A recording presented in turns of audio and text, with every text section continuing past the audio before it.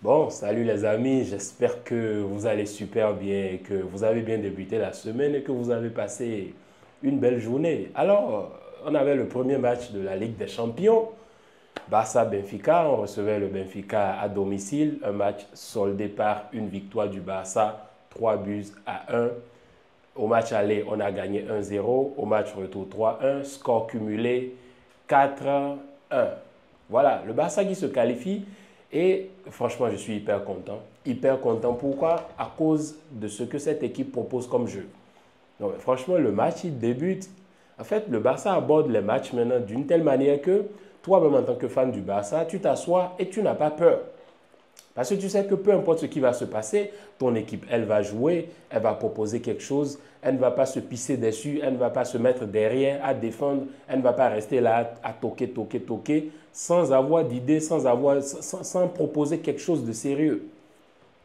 Et là, le Barça se pose, le Barça temporise et le Barça gagne ce match tranquillement avec des performances stratosphériques. On va en parler, notamment de Rafinha, de Lamine Yamal, de Pedri comme d'habitude, de Baldé, de la défense. Tout le monde était au top. Non, mais franchement, tout le monde était au top. Et avant de commencer le débrief proprement dit, je voulais parler du côté de tableau où nous sommes. Parce que ce côté du tableau, franchement, c'est un côté de tableau qui nous favorise vraiment beaucoup parce que quand on voit le prochain adversaire, ce sera le vainqueur Dortmund-Lille. Et comme vous pouvez le voir, Dortmund et Lille, c'est accessible au Barça. Bon, de l'autre côté, il y a Inter et Bayern Munich aussi, mais c'est des adversaires qu'on peut jouer. C'est des adversaires qu'on peut jouer dans le plus grand des calmes. Tout ça dans le but d'aller viser le titre. Bon, le match, il commence. On voit que le Barça est à domicile, le Barça s'installe, le Barça n'a pas de problème, que ce soit dans les sorties de balles, que ce soit dans les automatismes, les transitions. Le Barça est solide, serein. En défense centrale, malheureusement, Koubarsi a été expulsé, donc il ne pouvait pas jouer. Donc on a eu le même 11 de départ qui allait sortir le week-end dernier, mais sans Koubarsi. Donc Araujo est entré dans le 11 de départ. Et bien, que dire de Araujo? Un match incroyable de Araujo. Et comme je disais dans le débrief où on avait fait le 5-4 contre Benfica, non, je n'avais pas fait le débrief parce que je n'avais pas pu, j'étais occupé. Mais ce match-là, par exemple, vous voyez quelqu'un comme Pavlidis qui claque un triplé. Aujourd'hui, Pavlidis éteint. Le match passé aussi, Pavlidis éteint complètement. Et oui, parce que le Barça a cette fâcheuse manie-là de donner des noms à des joueurs, des noms et des carrières à des joueurs, mais au final, ce sont des joueurs c'est banal, quoi. Il n'y a rien de si ouf. Donc, quand bien même Pavlidis, c'est celui qui a tenté, c'est celui qui a essayé dans ce match, mais il a été pocket par Araujo et Inigo Martinez. Tranquillement, hein, dans le plus grand des calmes. Araujo, une belle performance de Araujo. Dans l'ensemble, l'équipe commence le match, aborde le match avec une concentration. Mais moi, à un moment donné, je me disais, on a l'impression que le Barça veut faire une remontada. C'est comme si le Barça était mené au score après le match aller et que le Barça cherchait une remontada. Et ça, en fait, cette équipe, elle a du mérite, elle a de l'attitude. Regardez comment ça joue déjà dès le départ. Ça force, ça attaque en milieu de terrain, une supériorité totale. Totale, je vous dis, durant tout le match. En milieu de terrain, on ne s'est pas bouffé une seule fois. Quand bien même au début, Pedri, De Jong, j'étais un peu sceptique parce que je les voyais un peu, ils étaient là à douter, ça ne tournait pas vraiment. Mais après, quand ils se sont installés, dès que le Barça a commencé à mener au score, ils se sont installés au milieu de terrain et la domination fut totale. Ce que Pedri a fait au milieu de terrain, total. Ce que De Jong aussi a fait, total. De Jong qui pouvait même descendre à des moments donnés en sentinelle. Tranquillement, il laissait Pedri devant. Il descend, il va chercher la balle, il la distribue à Pedri, une, deux. Et il faut voir la participation de toute l'équipe. C'est incroyable. La cohésion de ce groupe, c'est quelque chose de mais c'est fantastique. C'est fantastique. En défense centrale, j'ai envie de parler de Baldé. Je pense qu'on ne parle pas assez de Baldé, mais Baldé, clairement, Baldé 2025, c'est, si ce n'est l'un des meilleurs latérales gauche au monde. Non, mais Baldé en 2025, il est fort. Pourquoi je dis il est fort? Dans sa manière de gérer la pression des adversaires, dans sa manière de prendre des décisions. Il n'y a qu'à voir même comment il descend pour défendre bas, la manière dont il se projette vers l'avant, les slaloms. Baldé qui n'a plus peur de dribbler, il ose, il provoque, il pousse, il va. Mais il n'y a qu'à voir même sur le but de Rafinha. Comment Baldé, il fait une course à 80 mètres. Il monte, slalom, il dribble. Même le match passé contre Benfica, c'était la même chose aussi. Dribble, il monte, il va.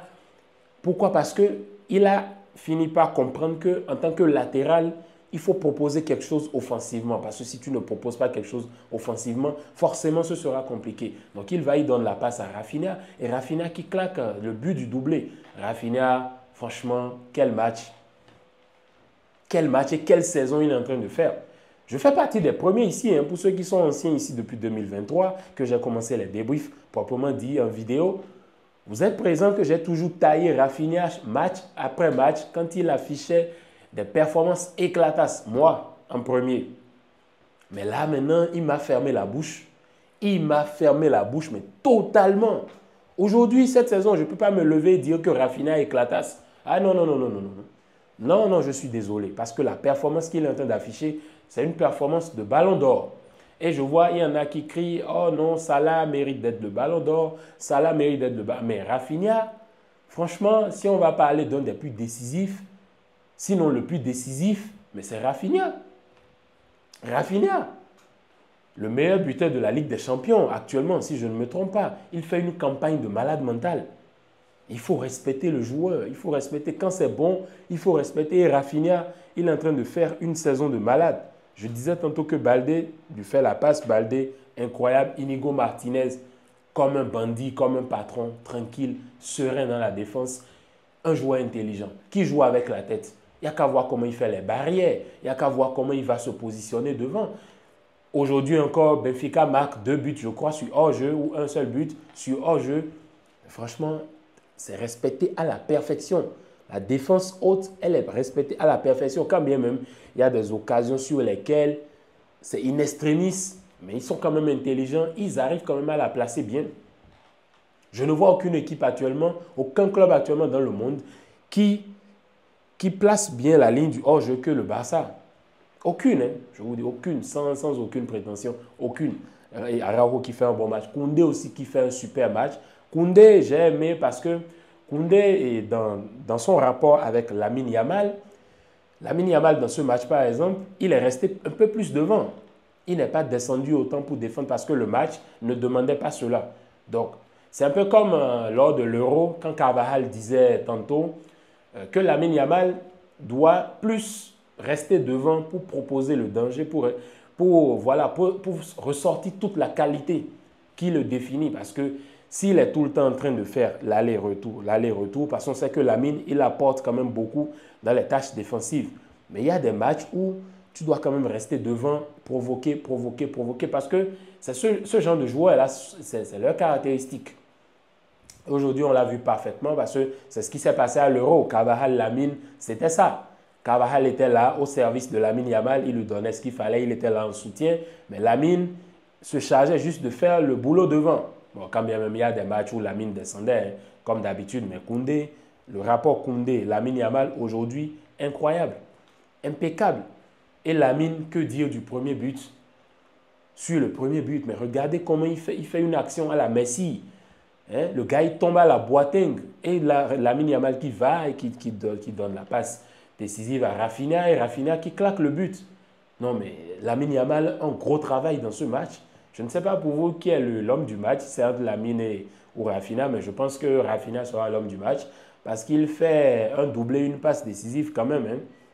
Lamine qui fait la passe et Lamine qui se propose. Après, on voit le Barça qui encaisse derrière Otamendi. Bon, sur un coup de pied arrêté, bon, action un peu fortuite, hein, mais le problème, c'est qu'il y a erreur là aussi. On ne peut pas autant dormir en défense parce que Otamendi, il était pratiquement seul. Il était seul.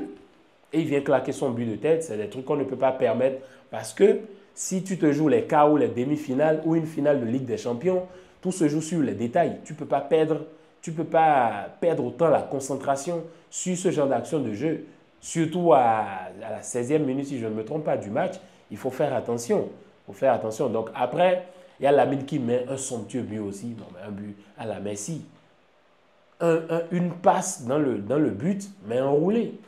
Bien exécutée, dans le plus grand des calmes. Regardez comment il brosse la balle, comment il a frotté la balle, qui part, qui prend la courbe, qui va. Non, mais c'est magnifique. Non, c'est magnifique. C'est magnifique. Lamine Yamal, gros match de Lamine Yamal. Rafinha aussi qui fait un super match. Incroyable sur le premier but et sur le deuxième but. Rafinha qui est sur un nuage. Hein. Il peut ne pas marquer contre Valladolid. Mais quand c'est le Bayern ou le Benfica ou le Real Madrid ou je ne sais qui, il est présent, il va marquer son but. Incroyable. Et cette victoire, elle est belle. Pourquoi? Parce que ça va nous donner un coup de boost pour le week-end. Parce qu'on a quand même un match sérieux contre l'Atlético Madrid. Et notre but, c'est de gagner l'Atlético Madrid pour prendre de l'avance. Parce que c'est ce qu'il faut faire. Grosse déception, par contre, c'est Lewandowski. Lewandowski, pratiquement tout le monde marque. Lui ne marque pas, mais il fait quand même un grand boulot.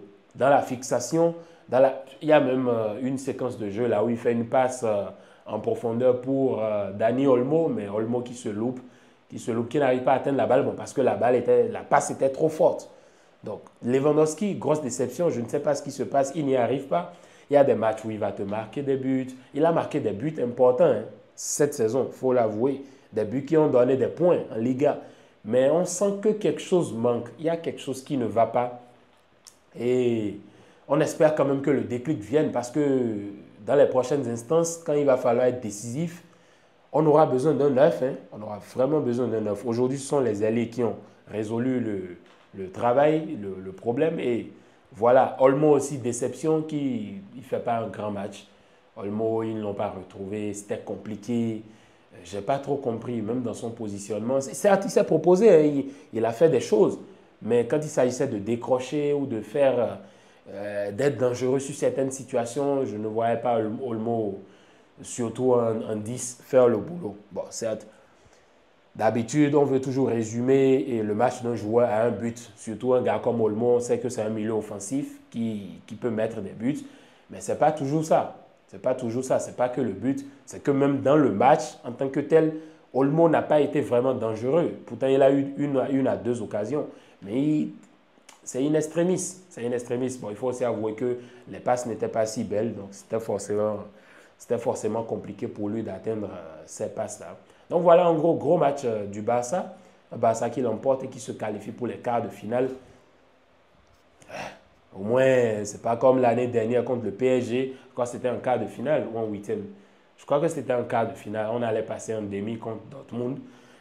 Mais voilà, ça ne s'est pas passé comme prévu. Mais cette fois-ci, le Barça est plus concentré. Le Barça gère ses matchs.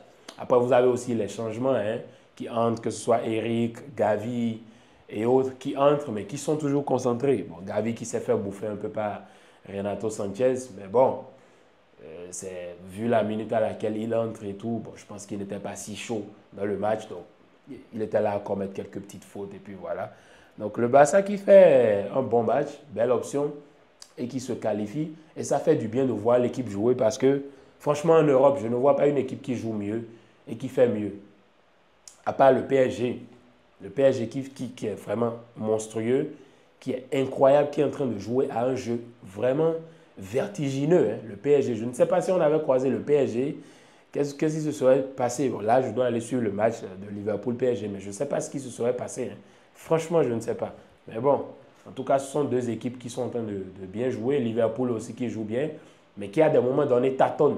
Tâtonne, mais bon. Ça arrive, hein, ça arrive. Pourtant, ils tâtonnent, ils ont gagné le match passé. Je ne sais pas s'ils vont remporter celui-là. Quand bien je pense que le PSG peut remporter ce match. On verra ce qui va se passer. Surtout, n'oubliez pas de me dire dans les commentaires vos tops, vos flops, ce que vous avez pensé de ce match. Et puis, je vous lis en commentaire et on en discute après. En attendant le match du Real Madrid demain, restez en paix chez vous, portez-vous bien et peace.